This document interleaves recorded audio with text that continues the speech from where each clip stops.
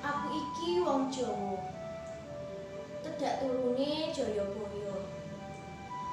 Uripku ing jaman kang mardika. Esuk, sore, bengi, awan diajari basa. Maca nulis uga ora bisa. Anggonku sinau nganti kapeksa. Nganti saiki aku ora bisa basa. Sinau basa kok nganggo dipeksa. Ora dipeksa wae iso ora bisa. Apa meneh nganggo dipeksa?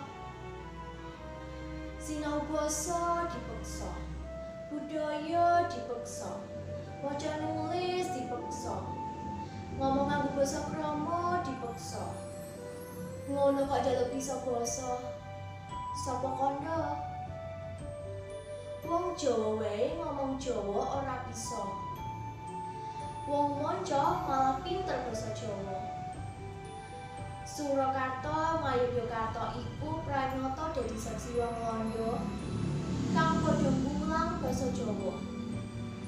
Seni, budaya, nulis, maca kabeh digegulang nganti bisa. Linambaran ati seneng ora kapeksa. Mulane wong Londo pintere ngluwahi kita. Sing duweni kabudayan tedak turune Jayabaya. Nanging kasunyatane kita ora bisa. Wong Londo malah sansaya cetha trawaja anggone padha mbubalan bulang budaya kita. Janjane aku geton. Malah sansaya bingung. Lah kok ora? Wong Jawa malah ilang Jawane. Nanging wong Londo malah Jawane. Apa iki kang diarani wolak-walik jaman? Embuh ora ngerti.